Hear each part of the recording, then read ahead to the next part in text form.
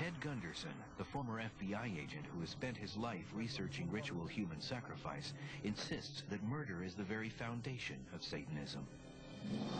As evidence, he points to famed English occultist Aleister Crowley's book, Magic and Theory in Practice.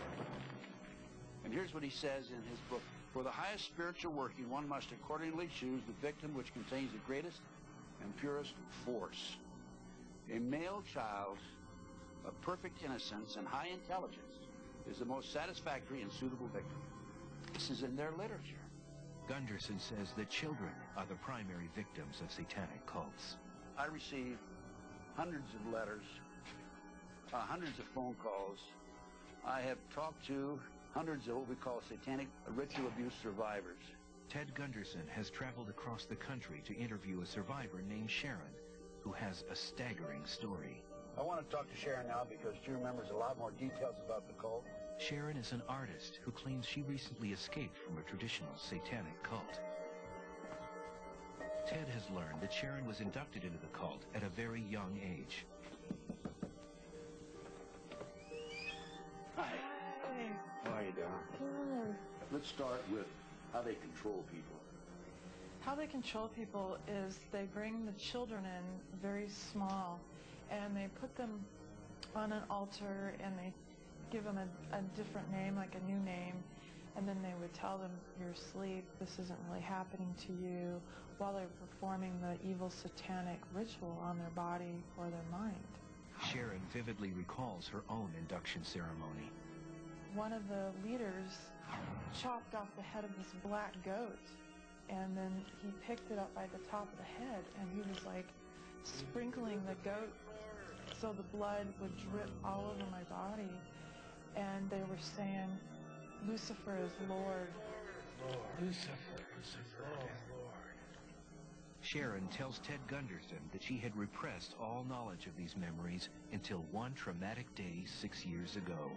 I prayed one day, and I just said, God, what is wrong with me? I want to know. I'm ready to see it. Show me.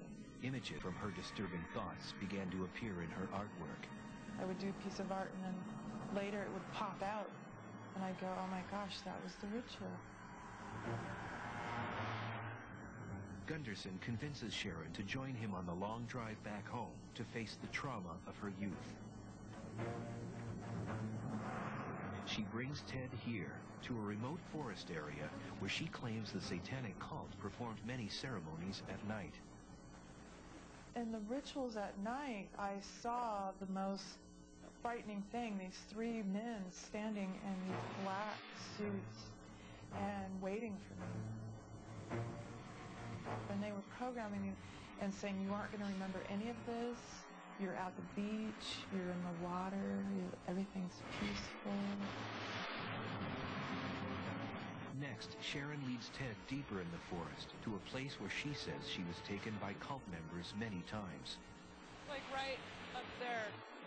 They took me up here at night, and we went up there, right at the base of the waterfall there, and they were praising Lucifer and speaking in weird languages, and just had me under very deep programming, mind control, so I didn't remember any of it happening.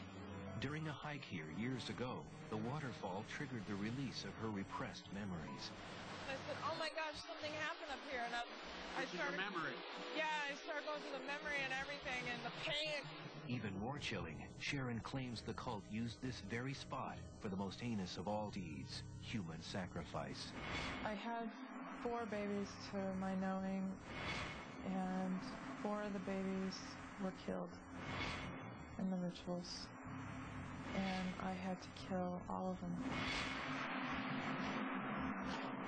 But are Sharon's memories real, or is she the victim of outside suggestion?